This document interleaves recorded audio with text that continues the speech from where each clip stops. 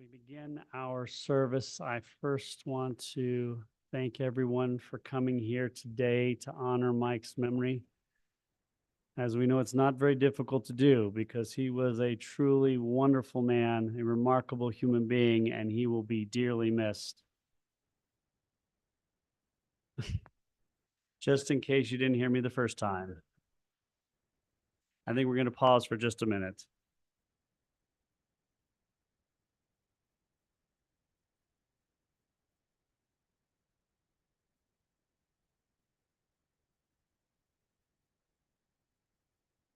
For those watching on Zoom, we're just having some technical difficulties.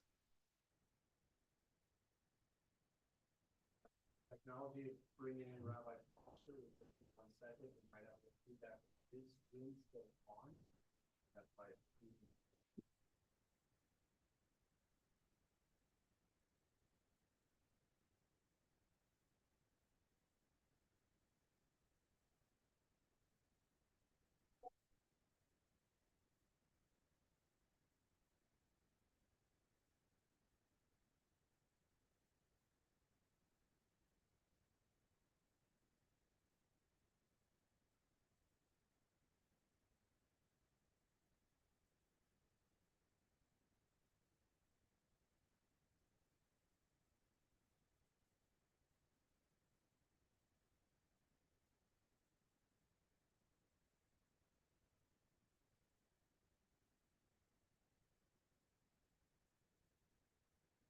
I think Mike would have appreciated that technical glitch.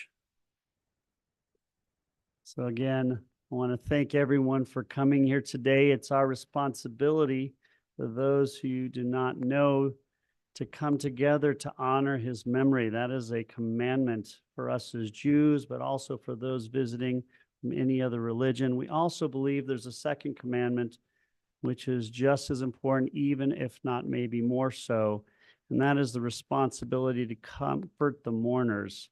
And we know we have people here from various cities watching online and in this room, and it's our responsibility as friends and distant family members to be there for his family, his children, siblings, his grandchildren, because those of whom he loved most. So again, thank you for coming here both to honor his memory and to be here for them. As we come together today, we say that death has taken someone who was beloved on a level that I believe few can attain. He is a man that once he has left this world, it has become a little more darkened. We know there are tears. We know there is a great deal of sorrow in so many places, but we ask God to comfort us in the presence of our loving friends and family. That is what we're here to do, and that's what friends and family are here to do. We remember Mike for the love that united so many people in life, a life which we firmly believe does not end at this time. We remember him through the tenderness of memory, and there were so many wonderful memories, and hopefully people have the opportunity to share them later today. And of course, we'll be listening to some of them from his children and from his friend. We remember the gifts of his mind and heart, and they were basically endless. For all that was precious in his life, we say thank you to God for giving him to us, even if he left this plane of existence far too early. As we go through this service, we will, of course, cherish his memory with people speaking about him, but we also look to the passages that have been given to us through Scripture. So I'm going to read from Psalm 23, which is, of course, the most recognizable psalm at this time. I'm going to read the traditional English translation. So for those of you who know it, I'm going to invite you to recite it with me. Adonai roi lo echsar. The Lord is my shepherd, I shall not want. He maketh me to lie down in green pastures. He leadeth beside the still waters. He restoreth my soul. He guideth me in straight paths for his name's sake. Yea, though I walk through the valley of the shadow of death, I will fear no evil, for thou art with me. Thy rod and thy staff, they comfort me. Thou preparest a table before me in the presence of mine enemies. Thou hast anointed my head with oil, my cup runneth over. Surely goodness and mercy shall follow me all the days of my life, and I shall dwell in the house of the Lord forever. We also read a few other passages, both from our scripture, from the Bible, but from other places. I'm going to read my favorite psalm in his honor, because he was a wonderful man, and I think this psalm speaks of him. Esainai el hahari me'anyovo Ezri me'im Adonai osei shamayim ba'aretz. I lift my eyes to the mountains. Where is the source of my assistance? It comes from God who made the heavens and earth. God will protect you.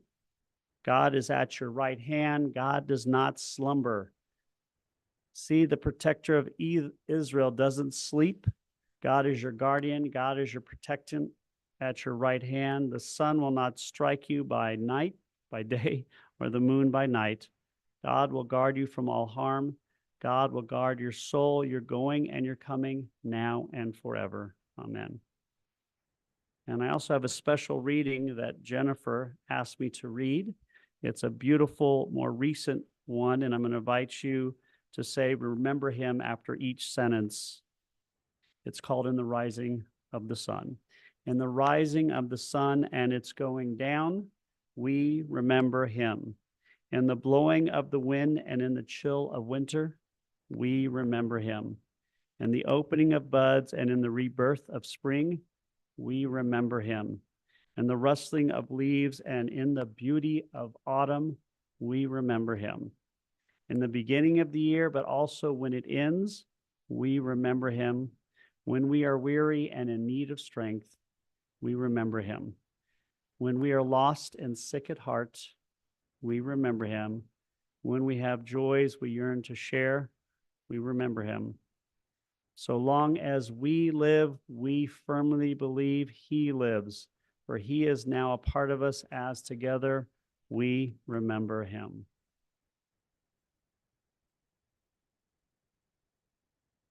In Job, we have one of the most difficult passages, I think, of all, where it says, Adonai natan v'Adonai lakach, Yishem Adonai mevarach. God has taken, God has given away. God has given, God has taken away. Blessed be the name of God. It's easy to say the beginning part, God has given, because Mike was a tremendous individual who was loved by so many. It's very difficult to say, God has taken away, and then add, blessed be the name of God. God, you gave us a loved one who will not be forgotten. And even though he was taken from us too soon, we still thank God for the time we had with him. Because we know in life, when you describe someone who's a mensch, it's not because he lived to a certain age. It's not the years. It's what you do with the years you had. And he did an incredible amount with his years. What a life he lived. And we're so fortunate that we'll have his children in a moment speak about that.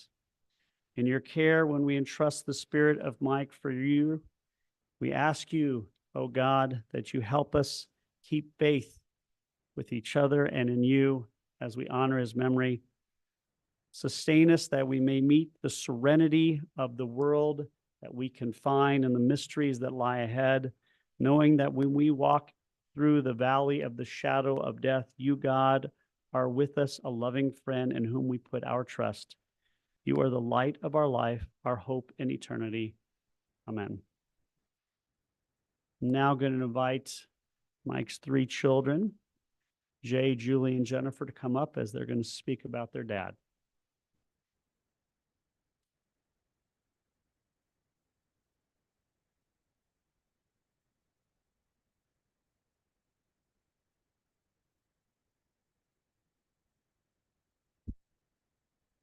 Well, the pants are bowling pants because my dad liked to bowl. So I wear these when I bowl. In honor of him, I'm wearing them today. Before I begin, we want to thank you all for weathering this storm, and thank you so much for being here with us. We want to also honor the caregivers at Buckingham who were so nurturing, and want to acknowledge his friends and all that love him. He received so much love from Savannah and the community And we wish to thank Jim Cohen and the Feldman team for their steadily hand, Rabbi Haas for navigating the weather, and Rabbi Foster for navigating technology. And it's with the deepest love and the sense of gratitude that my brother Jay and I thank our sister Jennifer, who gave her unwavering commitment to our dad's well-being. Thank you. So now together we'd like to reflect on the fullness of our dad's life and character from 3 different and complementary perspectives. Of course, mine is the more comical side, because I think I was the biggest thorn in my father's side. I tended to cause him the most trouble. One of the things that stands out in my mind is he invited me to go sailing with him one day. And he was an avid sailor. He loved his Tuesday night regattas. So I was his crew one night. And I really didn't ever even get on that sailboat, so I had no idea what I was doing. But this particular night was slightly more windy, I guess, than usual. And we were sitting in the sailboat, and I was supposedly doing something with the sail. And all I remember is the mast smacked my dad in the head, and he went overboard. And it was the beginning of the whole race. And all I knew is I was supposed to get him out of the water and somehow revive the situation. And he was so mad at me. He never invited me back to sail. We have a few other stories like that that resonate with me that unfortunately, like I said, I caused him a lot of trouble, but I also brought him a lot of laughs. And he always had a good sense of humor and always told me that I was a little weird and a little flighty, but I always knew he loved me. And for that, we're grateful. He always loved all of us, and we knew that about him. So I'll hand it over to you.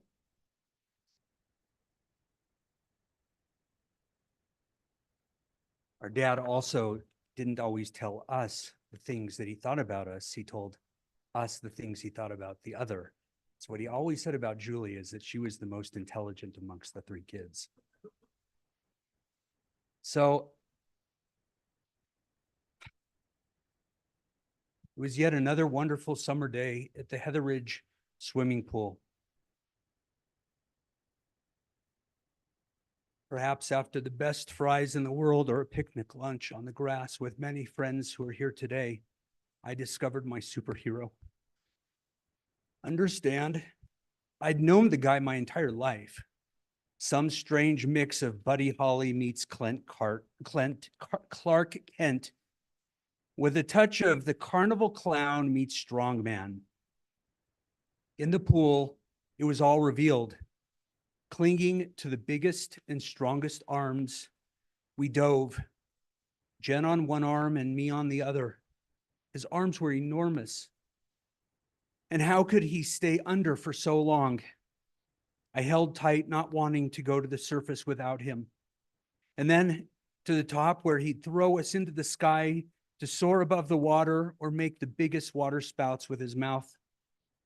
And out of the pool, we'd hang from the strongest arms. He'd stand like this, strongest arms in the world, as if they were the steadiest of tree limbs. This superhero of mine also combined the qualities of Mr. Wizard, those of you who grew up in the 50s and 60s may remember, Mr. Fix-It with a touch of Mario Andretti. He could build anything and fix everything. A master wallpaper hanger, layer of floor tiles, changer of light bulbs, periodically in exchange for a jar of our great-grandmother Molly's mushroom barley soup. And the occasional rebuilder of cars, usually with Sheldon at his side. And he was a shapeshifter, pilot, master builder of sailboats and sailplanes, control line airplanes. He captained sailboats ranging from 3 feet at Lollipop Lake to 21 feet in various places around Colorado. Navigator of kites and model rockets. As our cousin Dick once said to me, the other boys glued their fingers together while my superhero turned a box of balsa wood or plastic car pieces into a true work of art. This shape-shifting took other forms: a trampoline acrobat, frisbee star, cyclist, master of the 5K, although usually again with Sheldon, power lifter, killer racquetball, handball, and squash competitor. And let's not forget master chef of duck, steak, bread from home ground wheat, coffees of every type, Irish oatmeal on a slow cooked double boiler that took close to an hour to perfect. Salami and eggs, clay pot cooking, pancakes, and the best damn breakfast before skiing. And his favorite was bleeding chocolate cake that he would put in a bowl, pour milk on it, and eat it for breakfast, drinking the chocolate milk at the end. And my superhero knew more than something about everything: cameras and photography, tools of every type, guns, knives, stereos, especially tube, jewelry, watchmaking, automobiles, car racing, dirt track, Indy, Formula One, sprint, quarter mile, sailing. I think he knew the winner of every America's Cup winner, airplanes, science fiction, and more. And I've said nothing about music. Early Miles Davis, he didn't like the later stuff. Artie Shaw, Monk, Ellington, Holiday, Horn, Carter, Crawl, Jerry Mulligan, and of course, today's Jody Espina. And movies, TV, he knew them all. Beyond the world of stuff and things, though, my superhero was gentle and kind and mostly patient, not always. Without a bigoted word in his heart, it's fitting on this Martin Luther King Day. He told me once how he and his buddies, I think it was his sophomore year here at East, effectively shut down a restaurant over on Colfax because it wouldn't serve their Black friends. Without fanfare, he did what was right. And like every superhero, mine had his kryptonite: mail, cleaning. How about just plain communicating? What was felt often went unsaid. Emoting, it was hard for him. He flinched when he was hugged. Phone calls to kids and grandkids, they mostly went undialed. Travel, trips to see loved ones went unplanned. We missed out on a lot of what he was and had to give. I guess every superhero is tarnished in some way. This world doesn't often value my superheroes' superpowers: knowledge, skill, craftsmanship, perseverance, compassion, care for the individual, and shape-shifting. Pawnbroker to realtor, Denver to Savannah, victim of gun violence to optimist, from being fiercely independent to accepting the nurturing grace of caregivers. While beaten down a little bit and sometimes a lot by life, my superhero, my dad, will remain just that: at ease and smiling.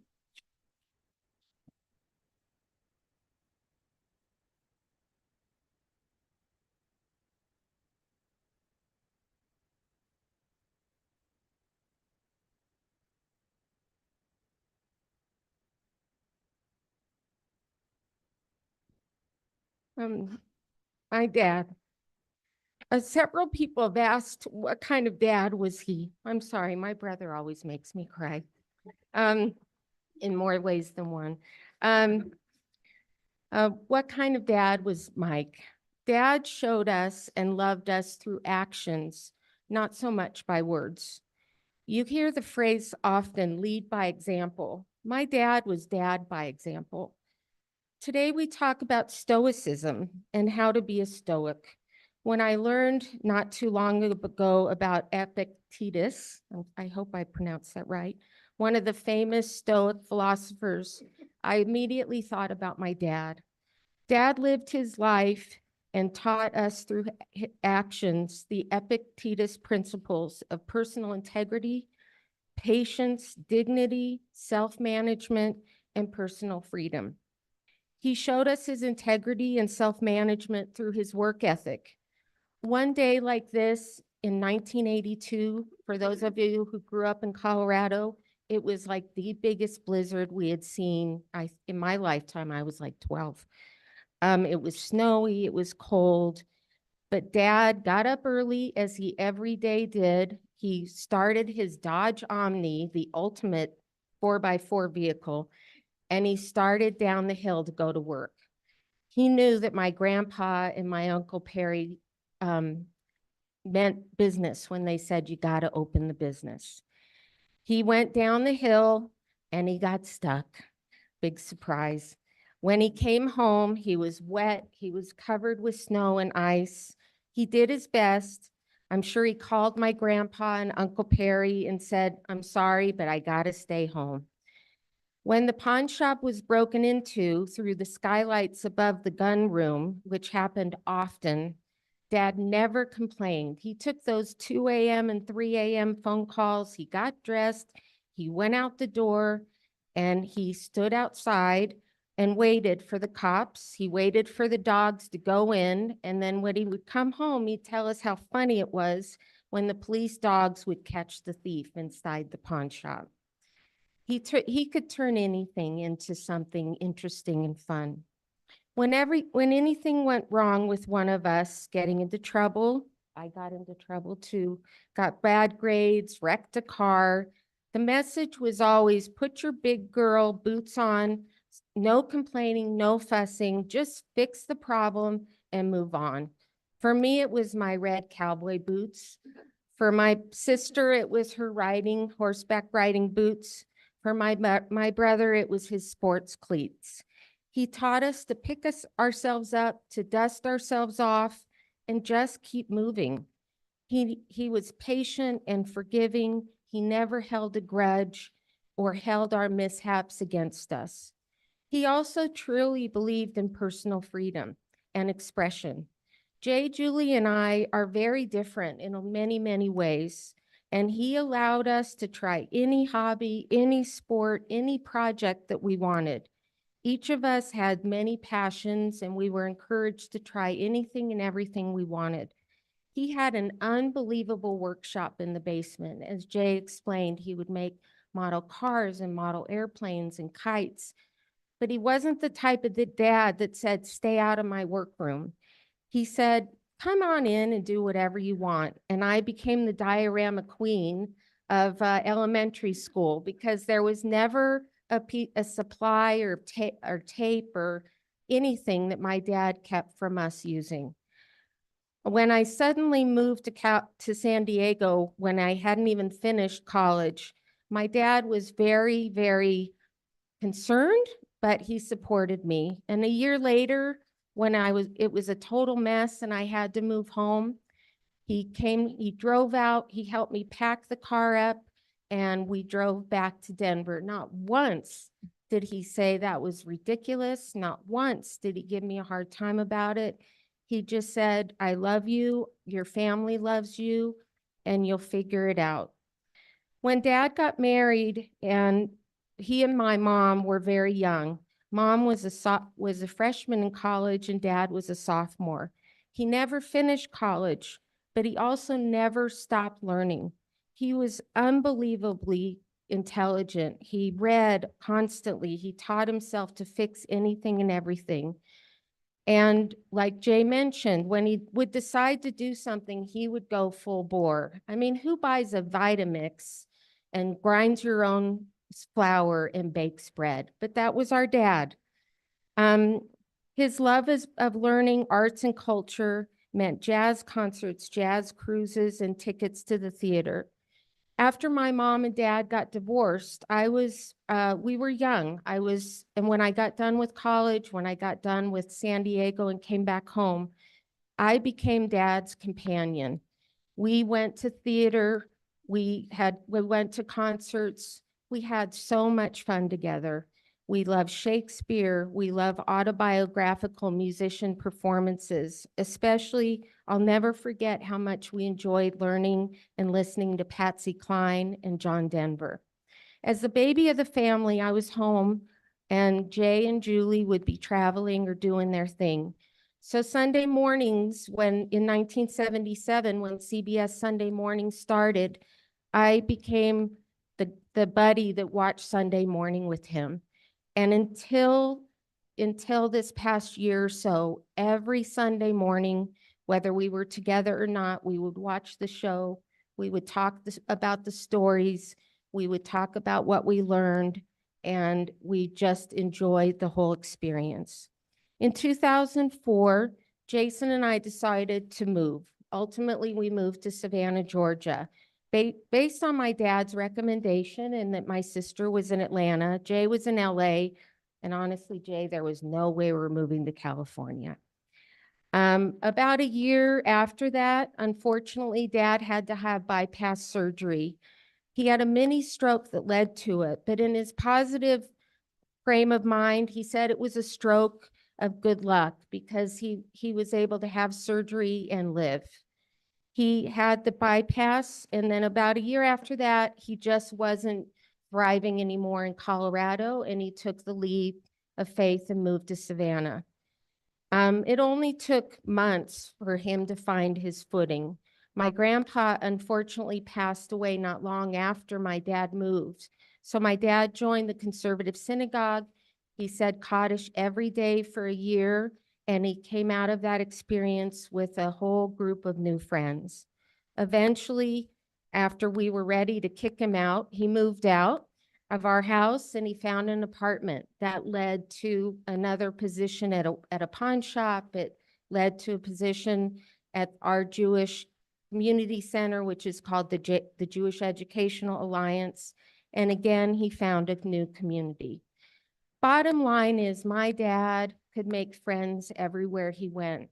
I would visit him at the JEA and people would be standing around talking to him. He could connect with any type of person and any different age. He was so curious that he would engage in conversation and learn about from everybody he met. I think in the end, what I really learned from my dad, and in addition to integrity, lifelong learning, passion for things, and also being independent and honoring those others in our lives, I learned to keep going. Dad's health issues really took a toll the last 4 years. It was so difficult to watch, but he never complained. He never was angry. He just kept going. He kept pulling on those boots and he kept on walking. For him, they were Clarks or these clunky king shoes, but he just kept on walking. In the last year and a half after he fell in 2022 and spent 6 weeks in the hospital, we thought we were going to lose him. It was funny, we were talking that he had had an unfortunate heart attack. He wasn't speaking, and then Jay showed up, and Dad wakes up and says, "Hi, Jay." And we ended up having him for another year and a half. In the end, what I think I will never forget is that even when Dad couldn't put his shoes on and I was the caretaker that needed to help him on and help him keep moving, he just kept on. And when we used to joke that he was the Timex watch, he'd take a ticking and kept on, he took a licking and kept on ticking. When his ticker was ready, Dad was at peace, and Dad was still had his dignity. He still had his smile. He still told some pretty funny jokes the night before he passed away. And I'll never forget him. We're all going to miss him, and we really, really love him.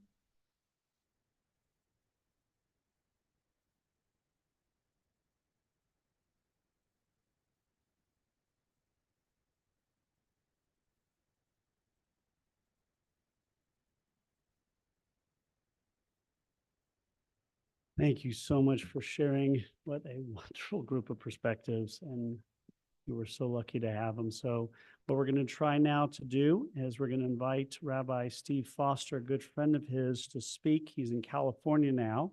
So Jim, I'm going to invite you to put that on. I don't know if we're going to just hear him or we're going to see him as well.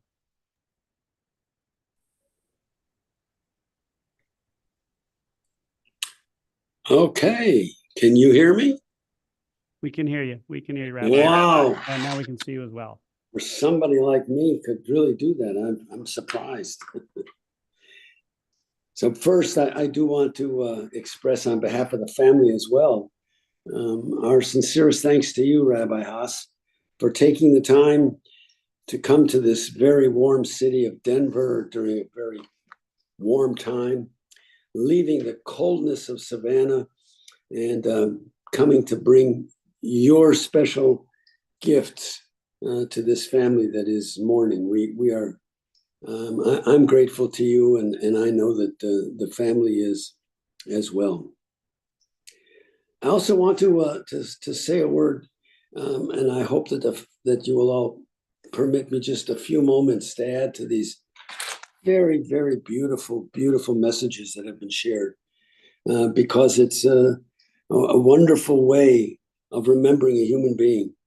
Moments like this are hard, even when a person lives almost to 80 years. Now that I'm 80, I understand that.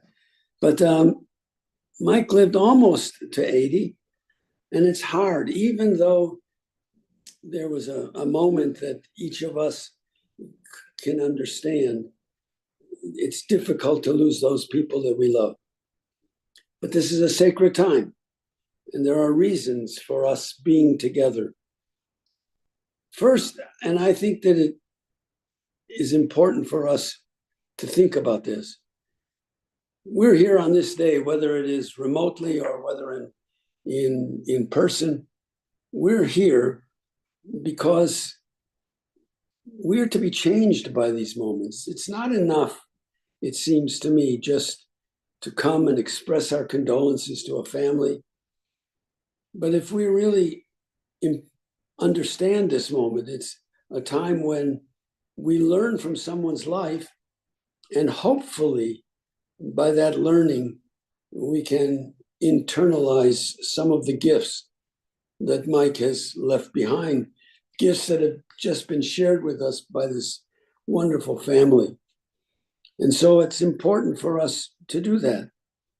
It's also important, I think, for us to understand that these moments are not about a biography.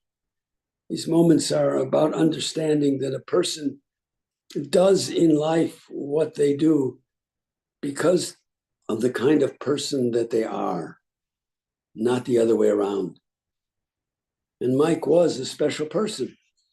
And it's important for us to remember that we become somewhat better as we try to emulate the best parts of someone's life. For you as a family, there are many tasks that you have. This is a time, obviously, for you to grieve, to shed your tears, but also to remember all those moments that you shared with your dad and with your brother, with your grandfather, with your father-in-law. He was a special person, and not perfect, because none of us is perfect, but he was a person who understood what he thought life ought to be about. And so for you as family and friends, is a time to grieve. It's also a time to wonder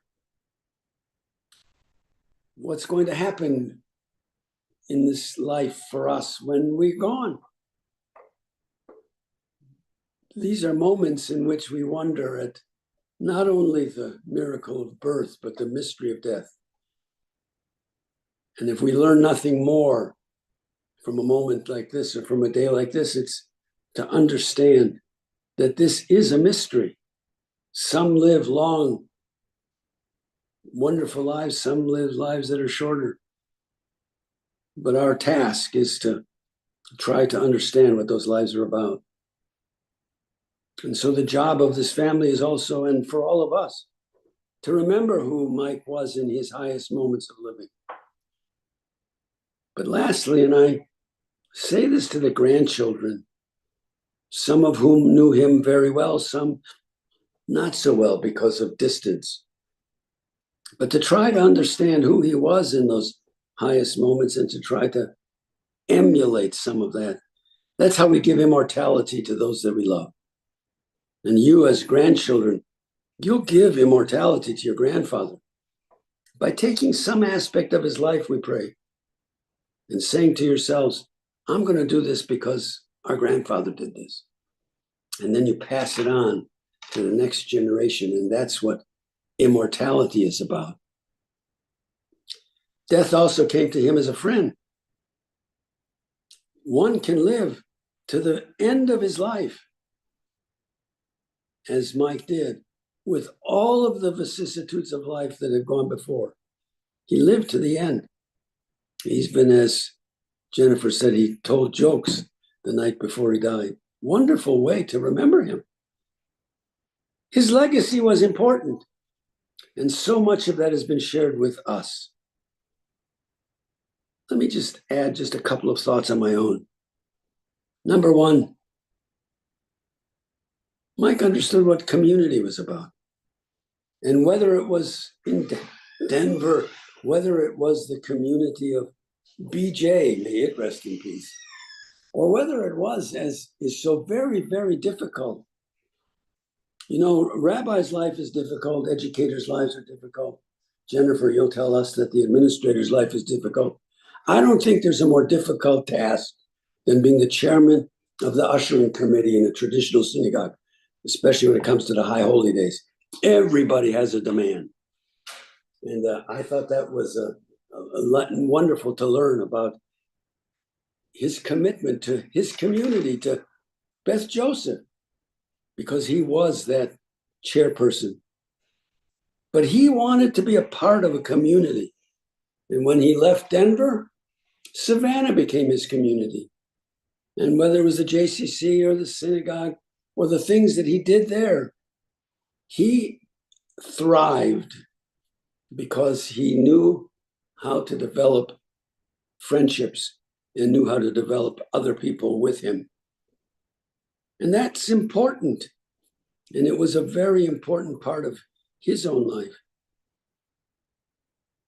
You will always understand his strengths, and he understood them. He understood, he knew more about a lot of things than other people did. He knew more about things. But the truth was, he understood what his strengths were. He became part of that community wherever he was by sharing, by understanding the needs of others.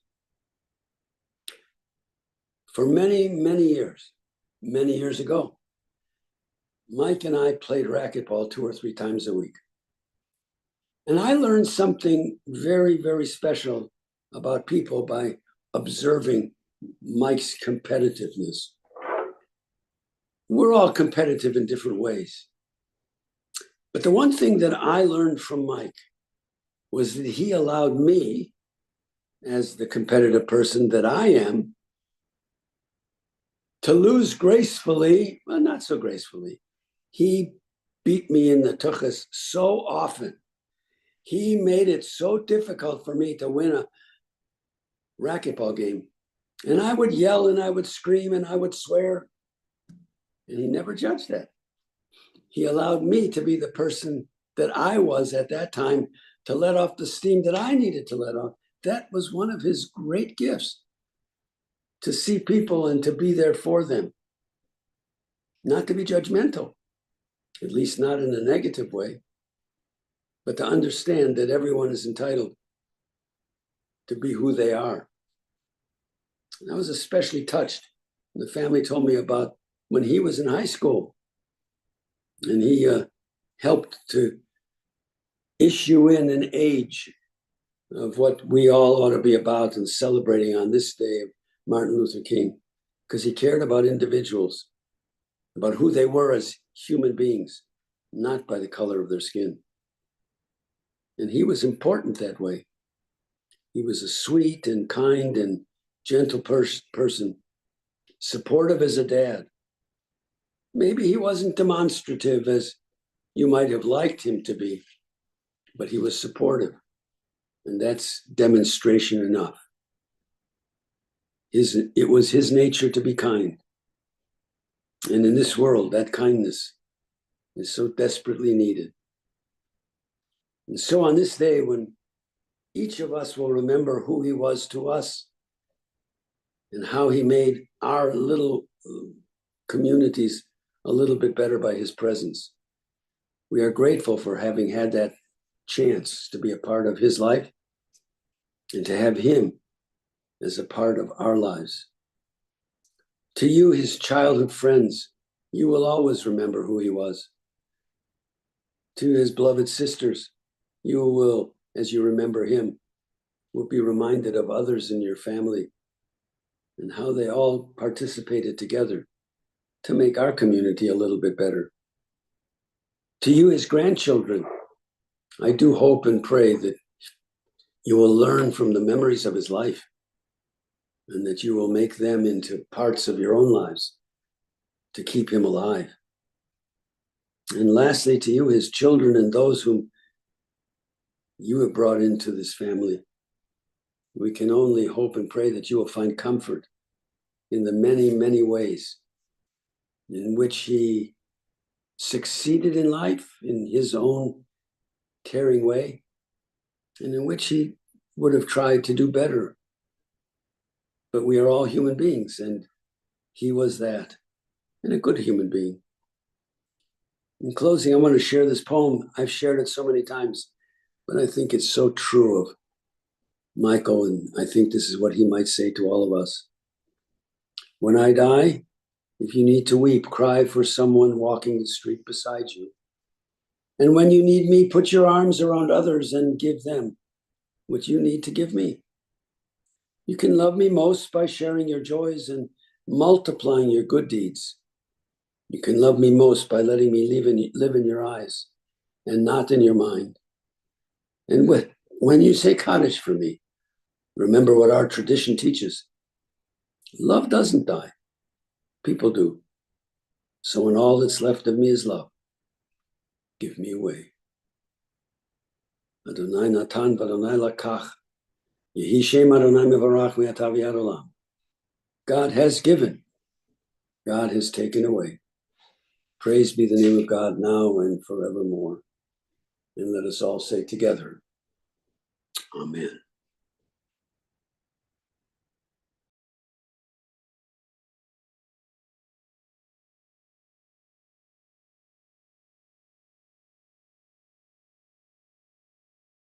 I'm here to represent the Savannah crew, and I'm proud to say that I'm tied for third place for Mike's favorite rabbi of all time.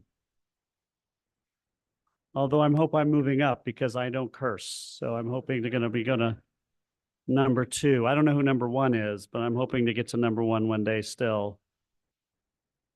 Now we all, I think, know Mike or his family in some way. I'm going to give a little basis for that. He was born and raised in this beautiful city, which I am told does not snow in January. At least that's what I was told last week. We know he loved model airplanes. He left college to work at Gart's Sporting Goods, and he was a fantastic person there. Apparently the best camera salesman they ever had, knew everything about cameras. So great personality, loved people, as we all know, was great with customers, and he was due for a big raise. He and his wife, of course, were raising 3 wonderful children who they just adored. But of course, he loved family, and his uncle taken ill, so he left and he joined the business of Keystone Pawn, which we heard about. So he went there basically because the family needed him, which was great for him because he couldn't just now concentrate on cameras. As Jay said, he loved everything and he could become encyclopedic about every single thing, from especially instruments to watches to, of course, cameras. He knew everything and how to price it and how to lend it and how to do this and that. They were famous for this. How many of you went to this? And I hope I pronounce it, Sina grab sale. Is that how I pronounce it? Sina grab sale. Sina.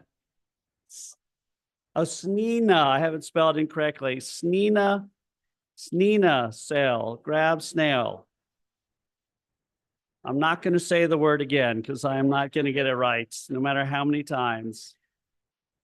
And it was during this time with this pawn shop where his kids would drive. Can you imagine running a pawn shop with 3 kids coming into the building? that would be crazy mayhem because obviously they want to play all the time, and that's what they did. Apparently, Jennifer's telling me he spent half his time taking 8-track tapes and converting them to cassettes so the three of you could listen to music all the time.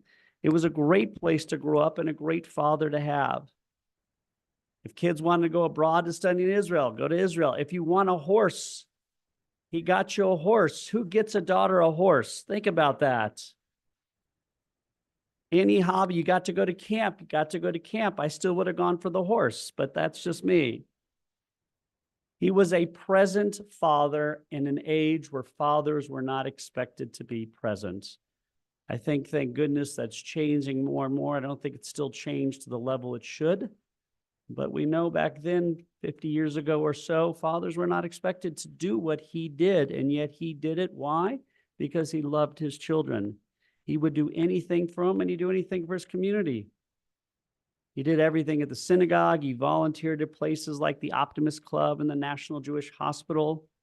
He loved his family, he loved his children, and he loved his grandchildren. We know he didn't get to see all of them the same amount because obviously he lived in Savannah, but he talked about them all the time. He loved you guys and was so proud of you beyond anything I can imagine. And hopefully I will have a chance to have grandchildren one day and be as proud of them as he is of you.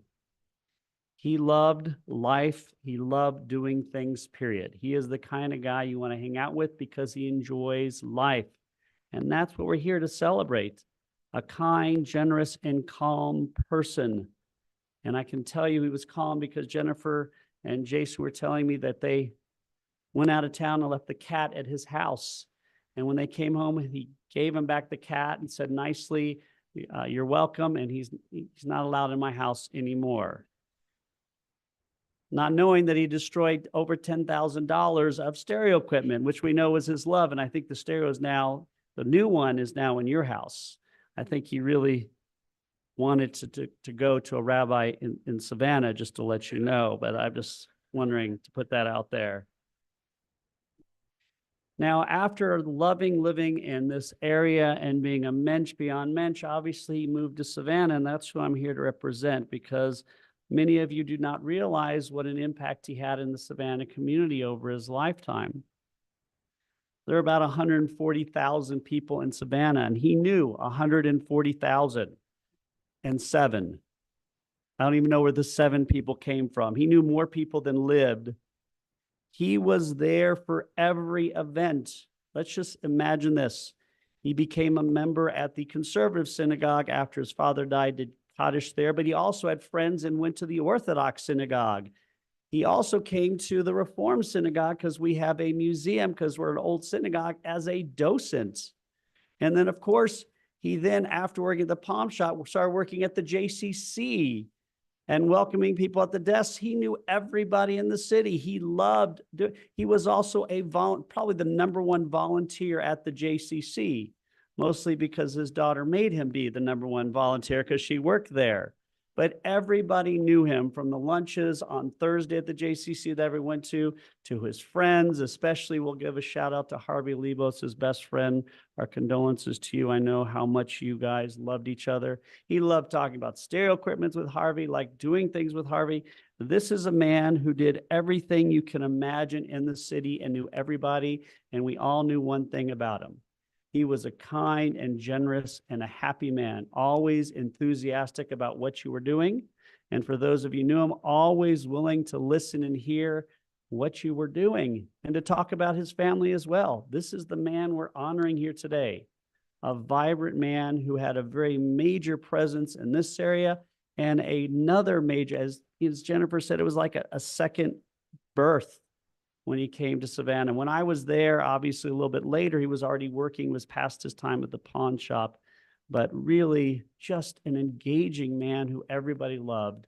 I don't want to say the Godfather, but he's pretty close. He is that kind of person who is beloved. After he passed away, of course, Jennifer and Jason were just inundated with calls and emails and messages. Obviously, the last couple of years have been very difficult for him because of his health.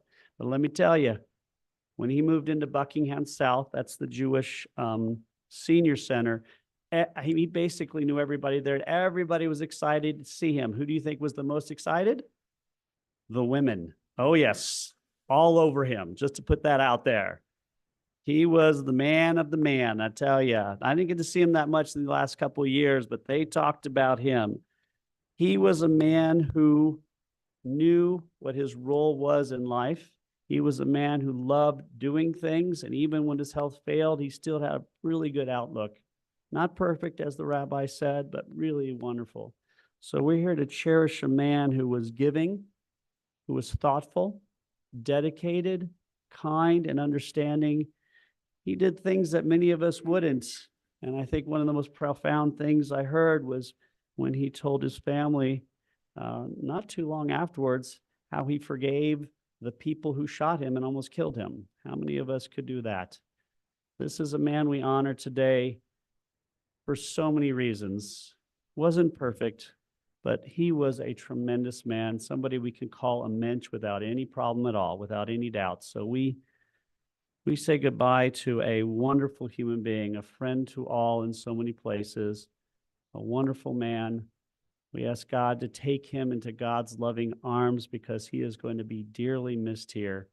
We honor him in the way we lived, and we continue to honor him by being close to his wonderful family members who are so amazing. 3 wonderful children who married 3 wonderful spouses, 7 grandchildren, hopefully in the future, great-grandchildren for him, no pressure. But we honor him for the man he was, and he is someone we will all miss. And I know I can say from the Savannah community, they will all miss. We'll have a memorial service for him or a celebration of life, however we want to come in the coming days or weeks. And I can tell you there'll be a lot of people there, and there are a lot of people watching online. So before we go to El Malay Rachamim, which is the prayer we say for someone who has just passed away, I'm going to read a poem that Jennifer wanted me to read. Unless you want to come up and read. You want to come up and read it? I think you wanted to as well. Okay, come on up.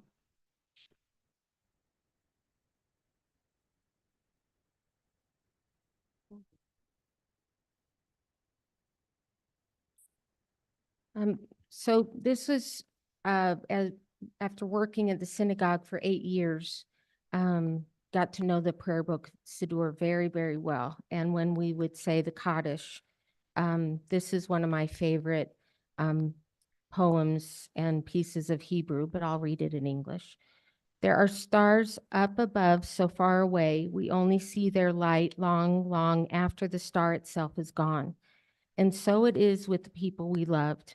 Their memories keep shining ever brightly, though their time with us is done. But the stars that light up the darkest night, these are the lights that guide us. As we live our days, these are the ways that we remember. As we live our days, these are the days we remember. And my dad was a light to so many. And when we look at the stars, it'll be a beautiful way to remember him. Thank you, Jennifer. And I'll also add that it's been a pleasure. I had the pleasure of working with both Jennifer and Jason. She was our executive director for many years. And Jason is, of course, our tech person. And we thank you for all your devotion following in his steps. Yesh kochavim shoram magia artsa. Rak kasher chem atzma. Abdu ve'enan yesh anashim.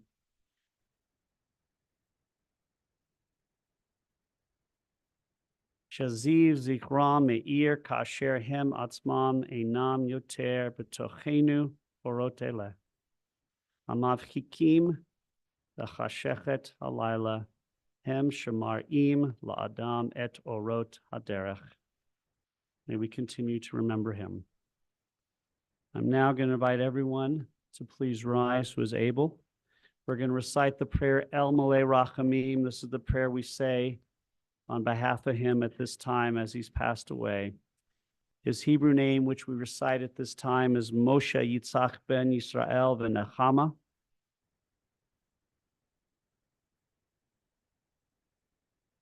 El Malay Rachamim, Shochen B'Marmim, Hatzei Menucha Nechona, Al Kanfei Shechina, B'Malot Kedushim U'Torim, Kazor Kei Maisrim Et Nishmat, Moshe Yitzhak ben Yisrael ben Nechama, Shalach lamo, Bagan Eden Teye Menuchato, Ana Baal Harakimim, Hastirehu, Histirehu Beseder Kanafav Lomim, Voitzor Vitzor Chaim et Nishmato, Adonai Hu Nachalato, V'yanuch B'Shalom Al Mishkavo V'Nomar, Amen. Exalted, compassionate God, grant peace in your sheltering presence among the holy and the pure who shine with the splendor of the firmament to the soul of Moshe Yitzhak ben Yisrael, the Nechama, as we know as Mike, who has gone to his eternal home. Master of mercy, remember all of his worthy deeds in the land of the living. May his soul be bound in the bond of everlasting life. May his memory always inspire us to attain dignity and holiness in life. May he rest in peace with all those who have died at this time, as we say, Amen. I invite everyone now to be seated as I'm going to invite up Jim to explain what we will be doing next. Ladies and gentlemen, that does conclude our service here at Feldman Mortuary. We will have interment at Rose Hill Cemetery. We do not have an escorted procession today, so if you'd like to join us at the cemetery, we'll ask you to make your way as quickly as you can to Rose Hill Cemetery. If you do end up getting behind the hearse and the family cars, you are welcome to follow us. However, you must follow all traffic laws just like we will. So no going through any red lights. Please be very careful. It is slick out there, but the good news is we have some sunshine going on. If I could ask one last favor, though, if I could ask you not to come forward and try to express your condolences to the family, please allow them to get their coats on and get to their cars, allowing them to get to the cemetery to conclude the process as quickly as possible. So at this time, we'll excuse everyone to their cars. And Shiva information is provided in the handouts. It is at Jane Beth's home, and there is quite a list of the hours and times for Shachrit and for all the davening and all the visitation as well. Thank you all for your attendance.